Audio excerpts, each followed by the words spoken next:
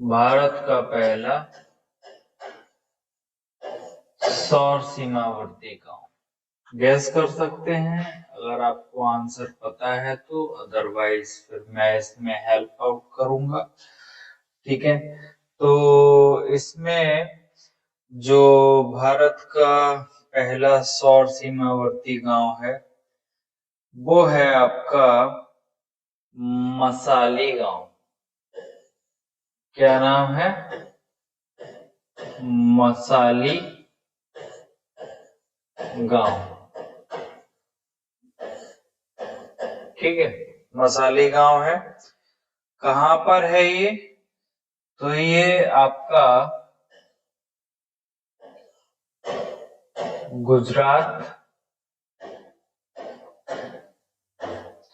गुजरात राज्य में है। ठीक है, और अगर हम जिला बात करते हैं कि जिला कौन सा है, ठीक है, अगर हम जिला बात करते हैं, जिले की बात करते हैं, तो ये जिला है आपका बनासकांठा।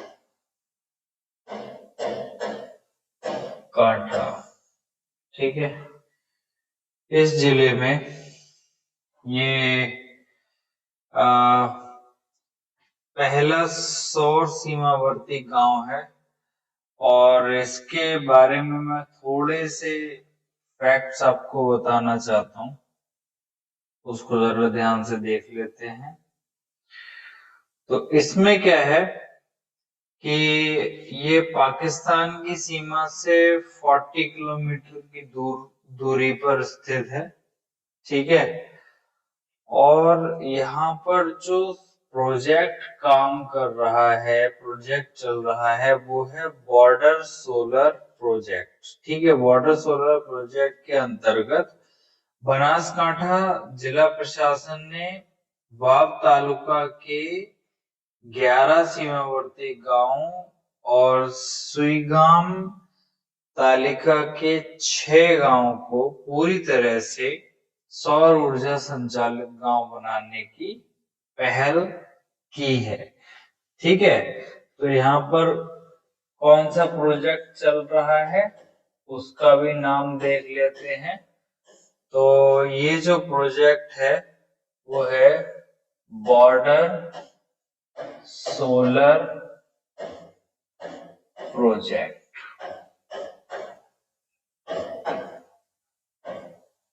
बॉर्डर सोलर प्रोजेक्ट है। ठीक है, अच्छा, यहाँ पर क्या है, कौन सी योजना के तहत इसको चलाया जा रहा है? तो इसका नाम जो है वो है पीएम, यहाँ पर मैं लिख देता हूं, पीएम सूर्य घर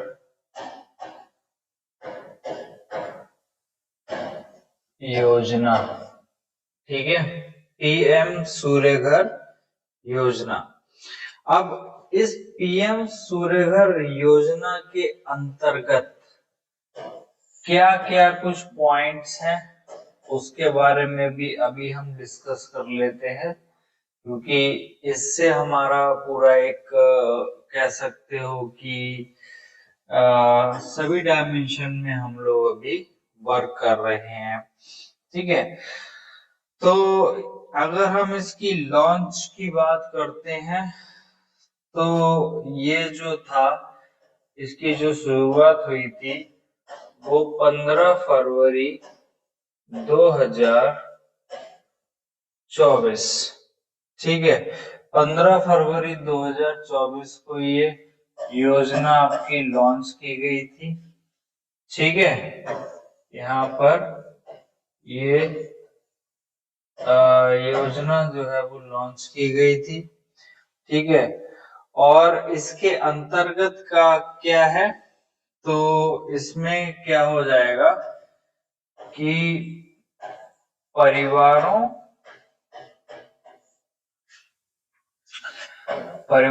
को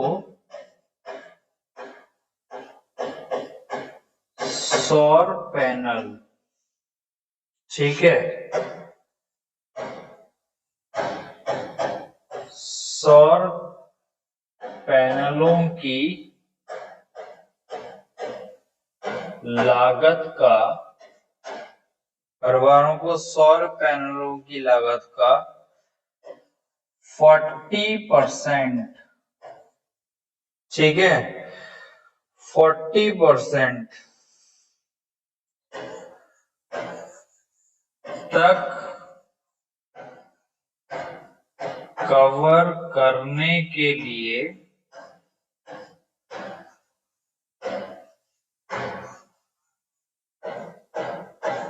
ठीक है, क्या दी जाएगा यहाँ पे आपका सब्सिडी दी जाएगी, ठीक है, सब्सिडी यहाँ पर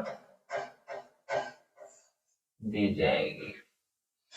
तो इस योजना के अंतर्गत ये सारी चीजें हैं। मैंने आपको बताया कि भारत का पहला सौर सीमावर्ती गांव कौन सा है, मसाली गांव है, गुजरात में है, जिला है इसका बनासकांठा, ठीक है। किस प्रोजेक्ट के तहत है, बॉर्डर सोलर प्रोजेक्ट के तहत, और ये बॉर्डर सोलर प्रोजेक्ट जो है वो पीएम सूर्यघर योजना के अंतर्गत चलाया जा रहा है। तो इसका जो लॉन्च हुआ था वो 15 फरवरी 2024 को हुआ था, और इसमें सबसे जो मेन बात है वो यही है कि 40% तक की सब्सिडी यहाँ पर गवर्नमेंट सोलर पैनलों को लगाने के लिए दे रही है, ठीक है, ओके। चलो अब आगे की बात करते हैं हम। आगे की बात कर लेते हैं थोड़ा सा। तो यहाँ पर अगला जो हमारी न्यूज, मतलब करंट अफेयर्स में एग्जाम के पॉइंट ऑफ व्यू से अगर हम बात करते हैं तो न्यूज है, इसमें एक योजना चली है पैन 2.0 परियोजना, है ना, पैन कार्ड के लिए जो थी, उसके बारे में हमने थोड़ा सा देख लेना है, ठीक है। ये पैन कार्ड समझते होगे, ठीक है ना, पैन 2.0 ये आपका है परियोजना,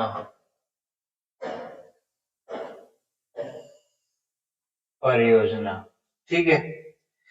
तो अब इसमें क्या क्या चीजें हो गई हैं, इसकी क्या क्या विशेषता है, इसके बारे में हम थोड़ा सा देख लेते हैं। तो इसमें क्या है, जो पैन कार्ड होगा, अब उसपे क्यूआर कोड सक्षम होगा, मतलब जो पैन कार्ड होगा वो उसमें क्यूआर कोड भी लगाया जाएगा, दिया जाएगा लगाकर, ठीक है।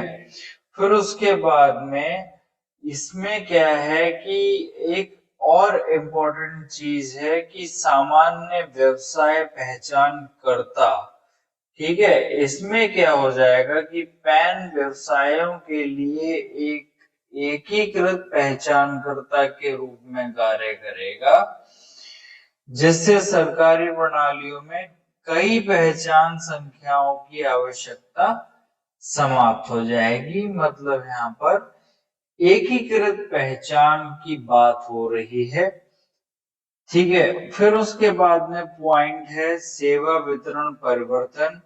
इसका मतलब है कि पैन 2.0 व्यावसायिक प्रक्रियाओं को पुनर्निर्मित करेगा और करदाता पंजीकरण सेवाओं के लिए डिजिटल ढांचे को उन्नत करेगा, ठीक है। फिर उसके बाद अगर हम बात करते हैं, इसमें नया क्यूआर कोड लगाया जा रहा है, ठीक है, तो इसमें क्या है कि ये पैन धारकों को बिना किसी लागत के, मतलब कोई भी इसमें फीस इंक्लूडेड नहीं है, ठीक है, जिसकी वजह से जो पैन कार्ड जो अप्लाई करेंगे उनको निःशुल्क उस पैन कार्ड की सुविधा का लाभ मिल जाएगा। ठीक है, अब आगे देख लेते हैं। ये तो बहुत छोटा सा टॉपिक था, इसमें ज्यादा कुछ इम्पोर्टेंट है नहीं, लेकिन तब भी मैंने थोड़ा सा अपग्रेड करने की उसके हिसाब से बता दिया है। ओके, तो अब यहाँ क्या है इसके बारे में हम थोड़ी सी बात कर लेते हैं। अब एक चीज है, ईंधन पर विंडफॉल टैक्स समाप्त। ठीक है, एक टैक्स होता है, तो यहाँ पर मैं एक हेडलाइन लिख देता हूं, ईंधन पर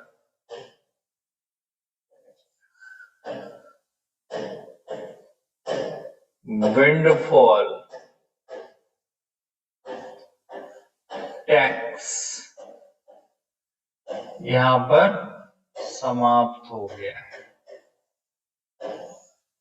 ठीक है, ईंधन पर विंडफॉल टैक्स समाप्त हो गया है, इसके बारे में हम थोड़ी सी बात करेंगे। ठीक है, अब क्या है इसमें थोड़ा सा ध्यान से समझ लेते हैं। तो भारत सरकार ने क्या किया है, विमानन टरबाइन ईंधन, ठीक है, कच्चे तेल हो गए, पेट्रोल हो गया, या फिर टरबाइन ईंधन, टरबाइन फ्यूल हो गया, डीजल हो गया, इस पर विंडफॉल टैक्स को बिल्कुल खत्म कर दिया है, एबोलिश कर दिया है। ओके, तो अब विंडफॉल टैक्स है क्या, इसके बारे में हम थोड़ा सा ध्यान से समझ लेते हैं कि ये क्या है windfall tax. Windfall tax actual में होता क्या है, इसके बारे में देख लेते हैं, कुछ पॉइंट्स हम डिस्कस कर लेते हैं। ठीक है, तो विंडफॉल टैक्स एक उच्च क्या है, कर है, टैक्स है, जो सरकार द्वारा विशिष्ट उद्योगों पर लगाया जाता है। किस पर लगाया जाएगा, ये विशिष्ट उद्योगों पर लगाया जाता है, जब उन्हें अप्रत्याशित और औसत से अधिक लाभ होने लगता है तब लगाया जाता है। ठीक है, औसत से अधिक अगर लाभ हो रहा है तो विंडफॉल टैक्स लगाया जाएगा, उद्योगों पर लगाया जाएगा। ठीक है, अब जैसे कि इसमें कुछ हम लोग यहाँ पर अभी एग्जाम्पल कवर कर लेते हैं कि कैसे कैसे मतलब टैक्स का क्या है, उसके हिसाब से देख लेते हैं। तो क्या हुआ था 1980 में, ठीक है, कब 1980 में जो यूएसए था, ठीक है, यूएसए की जो तेल कंपनियां थी, ठीक है,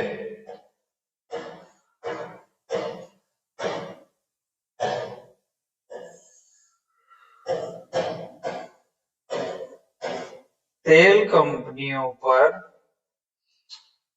यहां पर विंडफॉल टैक्स लगाया गया था। अब इसके बारे में भी हम अभी देख लेंगे। ठीक है, लगाया गया था। ठीक, क्यों लगाया गया था, तो उसमें क्या हुआ था, क्योंकि 79 में, यहां पर मैं लिख देता हूं थोड़ा सा,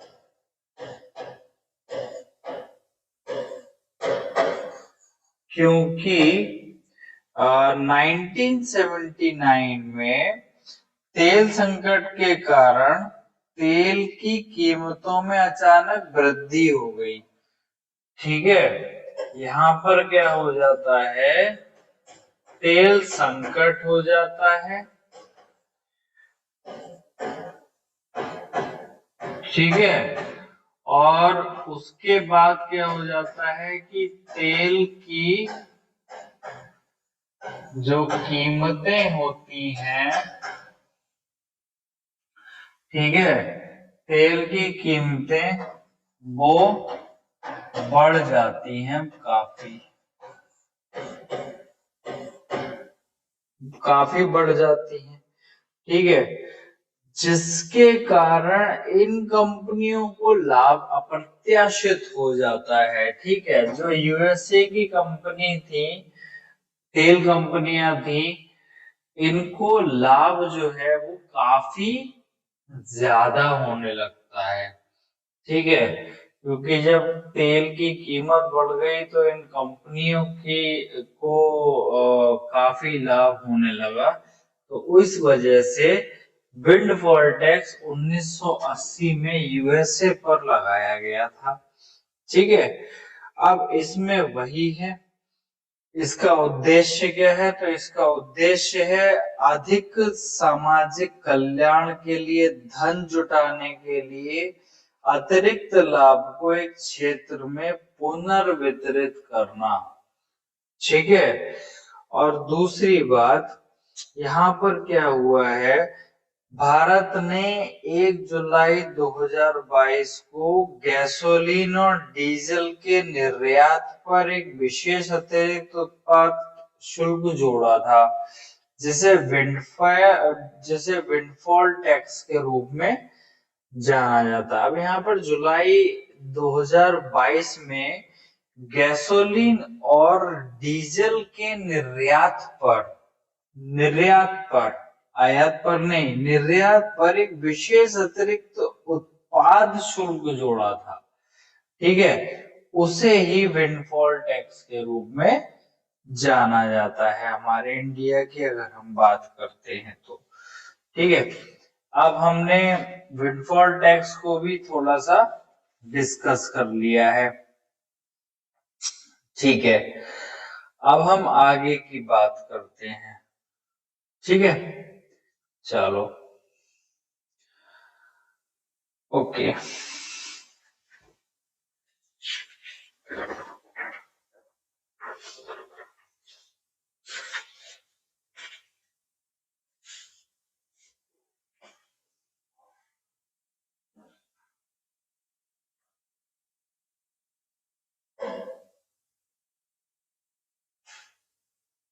चलो, तो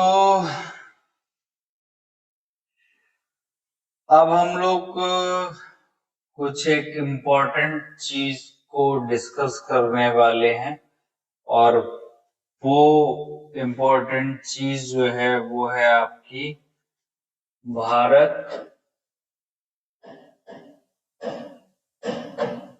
वन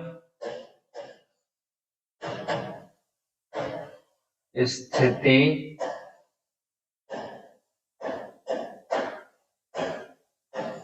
रिपोर्ट।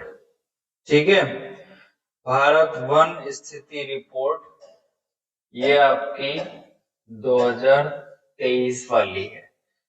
ठीक है, 2023 वाली है। इसके बारे में हम थोड़ा सा अब डिस्कस कर लेते हैं।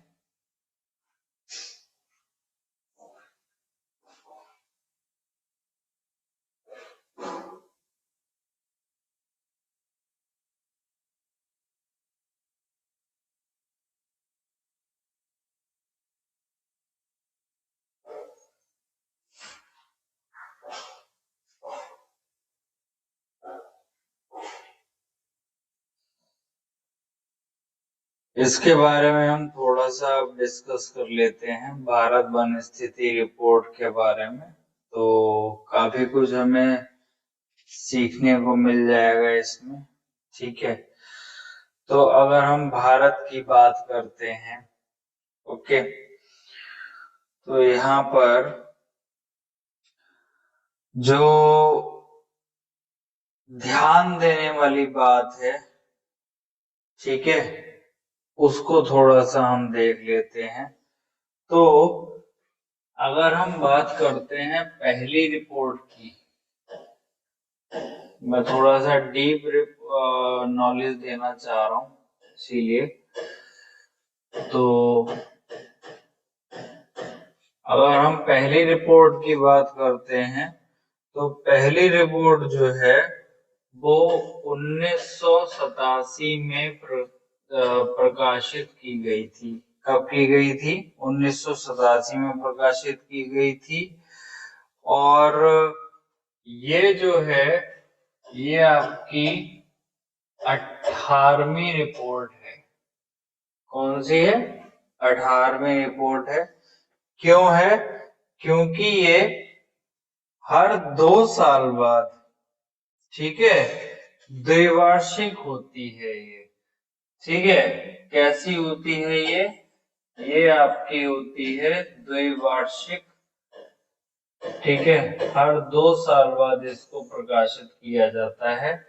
तो ये जो है वो भारत वन स्थिति रिपोर्ट 2023 प्रकाशित हुई है, ठीक है। अब जब प्रकाशित होगी तो वो 2025 वाली हो जाएगी। अब इसके अंतर्गत हम लोग क्या क्या चीजें देखते हैं उसके बारे में हम थोड़ा सा जानकारी ले लेते हैं। तो भारत में वन और वृक्ष आवरण की बात करते हैं तो अगर हम भारत में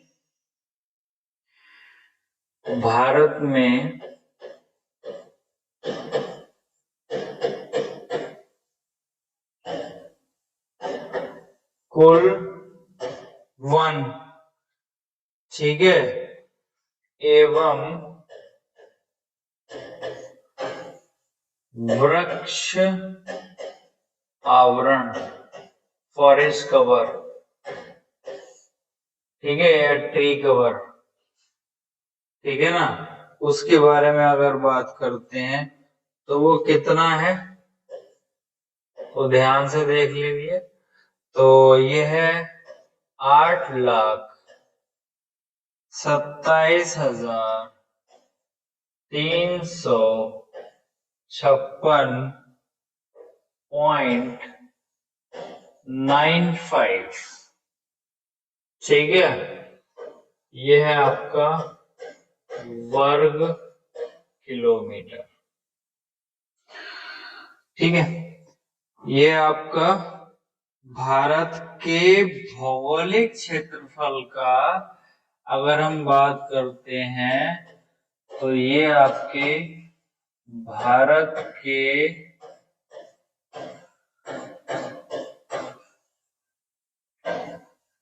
भौगोलिक क्षेत्रफल का 25.17% है, ठीक है। ये डेटा है इस टाइम पे जो वन और वृक्ष आवरण का जो कवर है, ठीक है। केवल अगर हम वन आवरण की बात करते हैं, अगर हम केवल वन आवरण की बात करते हैं, फॉरेस्ट कवर की बात करते हैं, तो ये हो जाएगा 7,15,342, ठीक है। पॉइंट, अगर हम पॉइंट की भी बात करें तो 61 किलोमीटर स्क्वायर, यानी कि वर्ग किलोमीटर के हिसाब से, जो कि है आपका भारत के भौगोलिक क्षेत्रफल का 21.76%, ठीक है। कितना है? 21.76% है।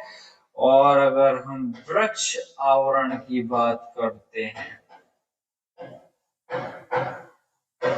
वृक्ष आवरण की बात करते हैं तो ये आपका हो जाएगा 1,12,000, ठीक है, 14.34 किलोमीटर स्क्वायर। ठीक है, ये जो है वो 3.41% है भारत के कुल भौगोलिक क्षेत्रफल का। ठीक है, ये हमने वन आवरण की बात कर ली। अब हम बात करते हैं मैंग्रोव आवरण की।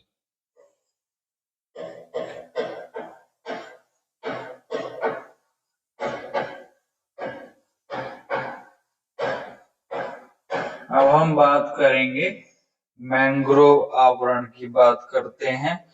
तो मैंग्रोव जो आवरण है वो भौगोलिक क्षेत्र का कितना है? 4992, ठीक है, वर्ग किलोमीटर।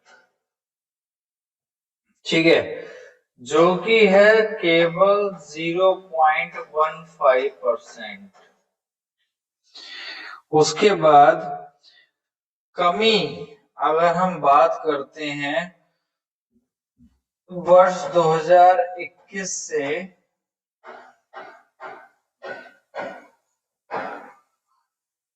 कमी की बात करते हैं तो 7.43 किलोमीटर स्क्वायर की यहाँ पर क्या हुई है? कमी हुई है। ठीक है, और उसके बाद सबसे ज्यादा की अगर कमी की बात करते हैं, अगर हम कमी की बात करते हैं तो फिर ये जो कमी हुई है वो हुई है आपकी गुजरात में। कहाँ हुई है? सबसे ज्यादा मैंग्रोव वनों की कमी हुई है गुजरात में हुई है। कितनी हुई है? ये हुई है 36.39 किलोमीटर स्क्वायर की क्या हुई है? ये कमी हुई है। कहा? गुजरात में। गुजरात में मैंग्रोव वनों की सबसे ज्यादा कमी हुई है। अब अगर हम बात करते हैं वृद्धि की, कि मैंग्रोव वन जो है वो वृद्धि कहाँ कहाँ हुई है, तो ये आपकी आंध्र प्रदेश में वृद्धि हुई है। कितनी हुई है? 13.01% की वृद्धि हुई है। ठीक है, और महाराष्ट्र की अगर हम बात करते हैं तो फिर यहाँ पर 12.39 वर्ग किलोमीटर स्क्वायर, मतलब वर्ग किलोमीटर की क्या हुई है? यहाँ पर परसेंट नहीं है, सॉरी, यहाँ पर किलोमीटर है। ठीक है, यहाँ भी क्या हुआ है? कमी हुई है, सॉरी, वृद्धि हुई है। ठीक है, तो हमने यहाँ पर वन स्थिति रिपोर्ट के अंदर भौगोलिक क्षेत्रफल, वन और वृक्षावरण के हिसाब से, ठीक है, वो कितना है, और मैंग्रोव जो आवरण है ये कितना है, हमने अभी कवर इसमें कर लिया है।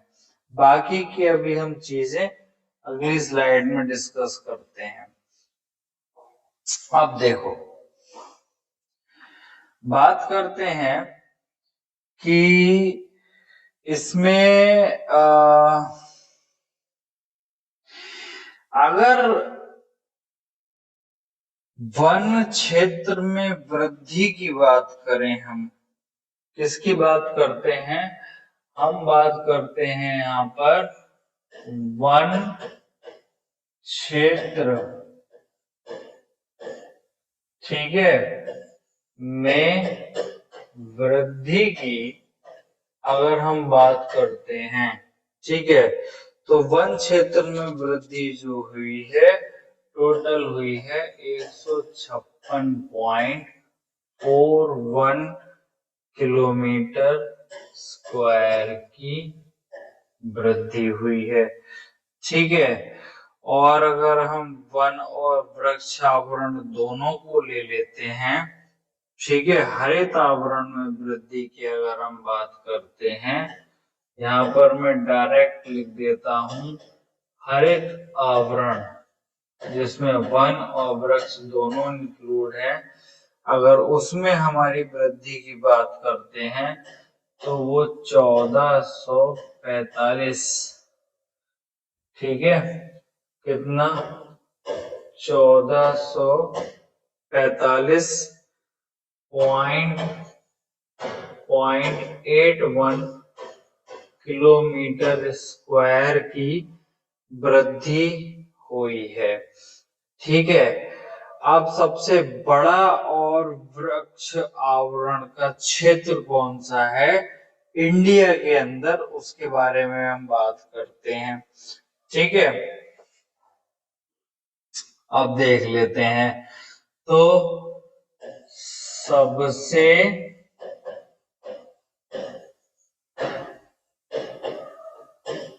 बड़ा वन और वृक्ष आवरण क्षेत्र, वृक्ष आवरण क्षेत्र की अगर हम बात करते हैं तो ये आपका हो जाएगा मध्य प्रदेश। मध्य प्रदेश, ठीक है। यहाँ पर कितना वृक्ष आवरण या वन आवरण है, वृक्ष आवरण और वन आवरण दोनों है, तो ये है 85,724 किलोमीटर स्क्वायर। ठीक है, उसके बाद अगर हम बात करते हैं तो नाम आ जाएगा अरुणाचल प्रदेश का।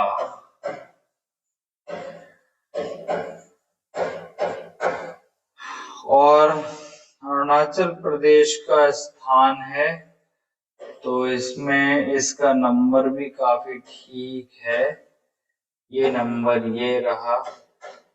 ठीक है, यहाँ पर ये इतना वर्ग किलोमीटर अरुणाचल प्रदेश में वन और वृक्ष आवरण है। थर्ड स्टेट है जो, ठीक है, तीसरे नंबर पर जो है वो है 65,383 किलोमीटर स्क्वायर का जो वन और वृक्ष आवरण का क्षेत्रफल है। ठीक है, तो ये सारी चीजें जो हैं, ये है सबसे बड़ा वन और वृक्ष आवरण एट प्रेजेंट, इस समय पे। ठीक है, 2023 की जो वन सर्वेक्षण की जो रिपोर्ट है, ठीक है, वन स्थिति की जो रिपोर्ट है उसके अकॉर्डिंग। अच्छा, ठीक है, अब हम कुछ और बातें करेंगे कि क्षेत्रफल में वृद्धि अगर हम बात करते हैं 2021 से 2023 के बीच में, तो किन किन राज्यों ने वन के आवरण में क्षेत्रफल की वृद्धि की है, उसकी भी हम अब बात कर लेते हैं। ठीक है, तो अगर हम 2021 से 2023, ठीक है, 2023, तो इसके बीच में अगर हम बात करते हैं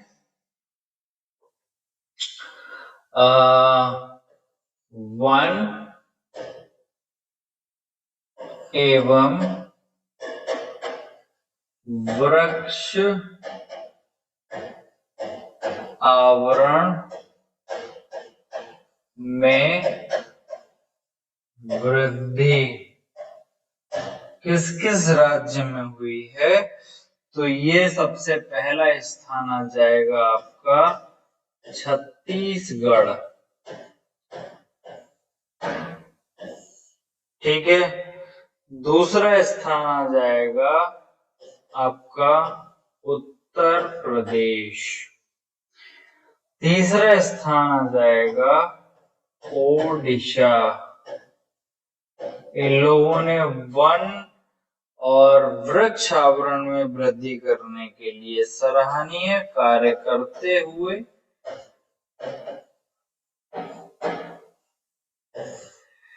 इनकी संख्या को बढ़ाने में बहुत हेल्प की है। ठीक है, अब देख लो जरा, क्षेत्रफल में अगर हम वृद्धि की बात करते हैं तो इन्होंने 684, इन्होंने 559 और इन्होंने भी 559, ठीक है, और इन्होंने 394। ठीक है, ये सब जो है वो किलोमीटर स्क्वायर में इन्होंने वृद्धि की है। क्या किया है? वृद्धि की है, क्षेत्रफल में वृद्धि की है। ठीक है, इसकी बात हमने अब कर ली है। अब हम थोड़ा सा और आगे बढ़ते हैं और परसेंटेज की अगर हम बात करते हैं कि उच्चतम परसेंटेज, क्या उच्चतम परसेंटेज वन आवरण है ना, यहां पर मैं लिख देता हूं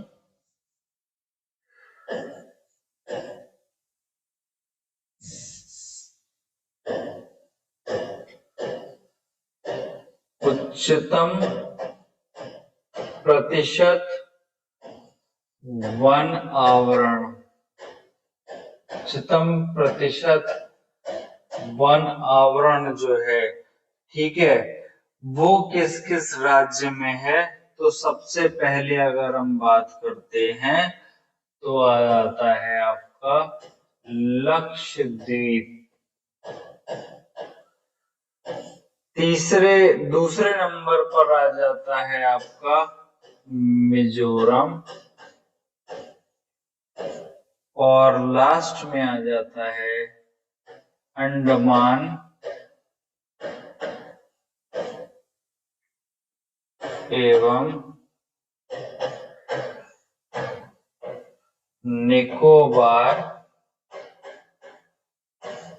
अंडमान एवं निकोबार।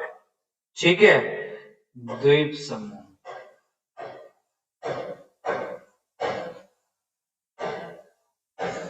द्वीप समूह, ठीक है। अब यहाँ पर क्या है, कवर किए गए भौगोलिक क्षेत्र का क्षेत्रफल, मतलब अगर लक्षद्वीप में कितनी भी जमीन है, भौगोलिक क्षेत्रफल है, उस पर कितने परसेंट वन है, उस भौगोलिक क्षेत्रफल पर कितने परसेंट वन है, हम उसकी बात कर रहे हैं। ठीक है, तो इसको भी हम जरा देख लेते हैं। ठीक है, तो इसमें आ जाएगा आपका 91.33% लक्षद्वीप के जमीन पर इतना परसेंट वन आवरण है। अब उसके बाद मिजोरम में 85.34% वन आवरण है और अंडमान और निकोबार देशों में 81.62% वन आवरण इसमें दर्शाया गया है, यानी कि बताया गया है।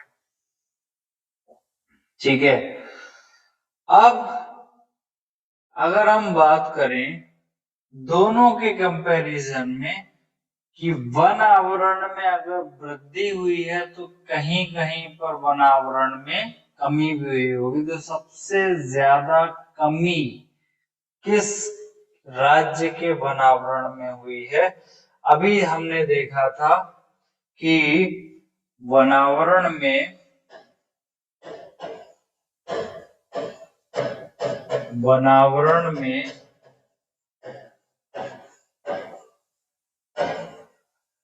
अधिकतम वृद्धि वो किसने की थी? तो वो की थी आपकी छत्तीसगढ़ ने। किसने की थी? तो अब वो आपकी की थी छत्तीसगढ़ ने। ठीक है, किसने की थी? छत्तीसगढ़ ने की थी। अब उसके बाद अगर हम बात करते हैं कि भैया बनावरण में अधिकतम